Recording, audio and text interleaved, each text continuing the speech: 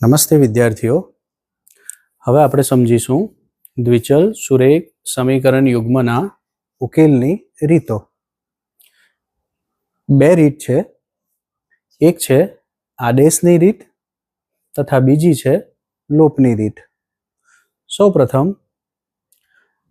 લોપની રીત એટલે બાદબાકી અથવા તો તફાવત.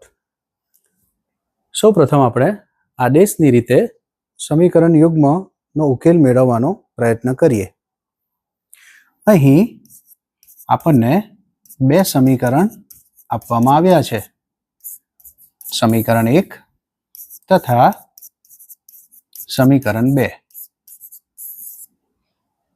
મિત્રો, આદેશની રીતમાં આ બે સમીકરણમાં આપેલા ચલ x કે y માં જે ચલના સહગુણકની કિંમત નાનામાં નાની હોય તે ચલને આપણે આદેશ તરીકે પસંદ કરવાનો છે, એટલે કે તેને સૂત્રનો કર્તા બનાવવાનો છે. આપ અહીં જુઓ અને સમજો. અહીં આપ જોઈ શકો છો, સમીકરણ 2 પરથી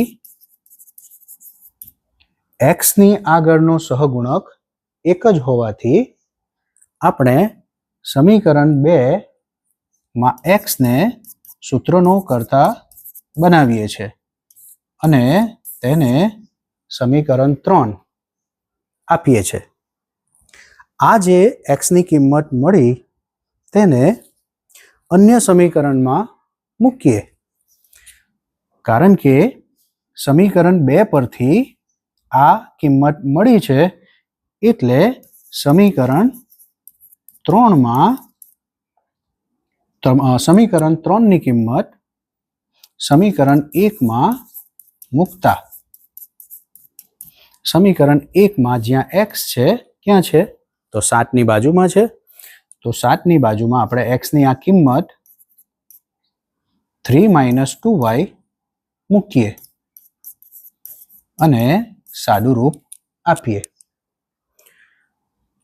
7 એ આ કૌંસમાં બંને પદો સાથે ગુણાશે, તો 7 અને 3 નો ગુણાકાર 21 થાય છે, 7 અને 2 નો ગુણાકાર 14 થાય છે, -15y = 2.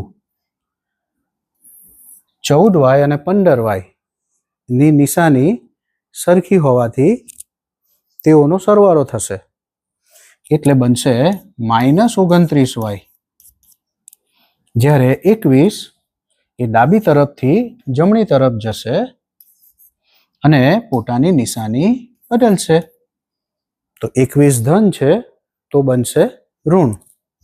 અહીંયા સાદું રૂપ આગળ આપતા 2 અને 21 ની બાદબાકી તરીકે આપણને -19 મળે છે. કારણ કે 21 મોટા છે અને તે ઋણ છે, તેથી બાદબાકી આપણને જવાબમાં ઋણ સંખ્યા આપશે. અહીંયા બંને નિશાની બંને તરફ ઋણ હોવાથી એ કટ થાય છે અને બંને સંખ્યા ધન બને છે, અને છેલ્લે આપણને y ની કિંમત 19/29 તરીકે મળે છે.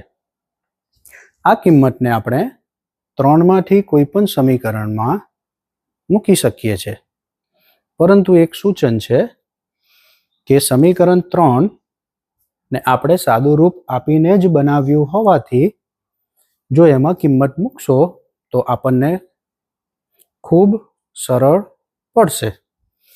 તો સૂચના લખીએ કે સમીકરણ 3 માં y ની કિંમત 19/29 મૂકતા, ચાલો જુઓ, તો x બરાબર 3 - 2y ની કિંમત 19/29.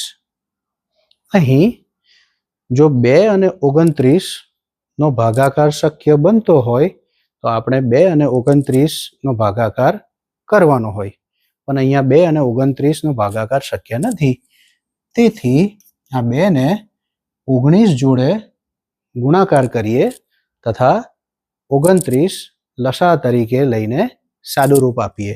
આપ જુઓ આ 29 અહીંયા ગુણાશે એટલે 3 ગુણ્યા 29 થશે, 2 ગુણ્યા 19 થશે અને લસા તરીકે છેદમાં 29 લખવામાં આવશે. 29 ગુણ્યા 3 87 બનશે, 19 ગુણ્યા 2 38 બનશે, છેદમાં 29. 87 અને 38 વચ્ચેનો તફાવત છે તે 49 બનશે અને છેદમાં 29 આવશે. આમ x ની કિંમત આપણને 49 ના છેદમાં 29 મળે છે. અંતે આ જવાબને આપણે આ રીતે લખી શકીએ કે x y કૌંસમાં 49 ના છેદમાં 29 તથા 19 ના છેદમાં 29. તો આ રીતે આદેશની રીત દ્વારા સમીકરણ યુગ્મનો આપણે ઉકેલ મેળવી શકીએ છીએ. વિદ્યાર્થી મિત્રો, અન્ય એક ઉદાહરણ દ્વારા વધુ સમજ મેળવીએ. આ બીજું ઉદાહરણ જુઓ. સમીકરણ 1 અને 2 આપણને આપ્યા છે. અહીં સમીકરણ 1 પરથી આપણે આદેશ પસંદ કરીએ છીએ. હું અહીં y ને આદેશ તરીકે પસંદ કરીશ. તો y બરાબર 14, x જે છે એ પોતાની સાઈડ બદલશે જેથી પોતાની નિશાની પણ બદલશે. એટલે y ની કિંમત આપણને મળે છે 14 ઓછા x. આમ y ને આપણે સૂત્રનો કર્તા બનાવ્યો, આદેશ તરીકે y ને લેવા જઈ રહ્યા છે. આ કિંમતને સમીકરણ 2 માં મૂકતા, તો સમીકરણ 2 માં જ્યાં y છે ત્યાં આપણે 14 ઓછા x મૂકીએ.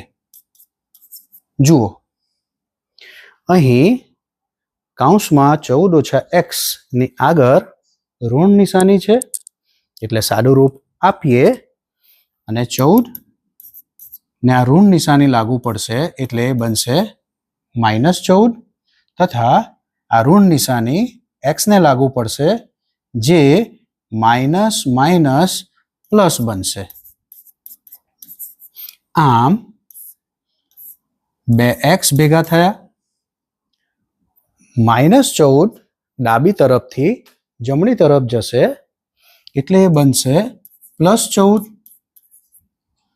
સાદું રૂપ આપતા 14 + 4 18 થશે, જેને 2 વડે આપણે ભાગાકાર કરીએ તો આપણો જવાબ 9 મળશે. આમ x બરાબર 9 કિંમત મળે છે, જેને આપણે સમીકરણ 3 માં મૂકીએ.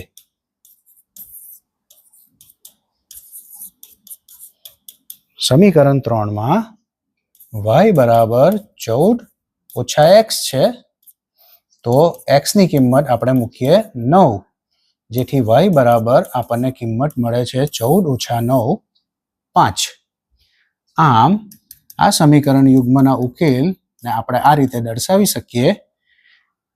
નાના કૌંસમાં x y બરાબર 9 અને 5.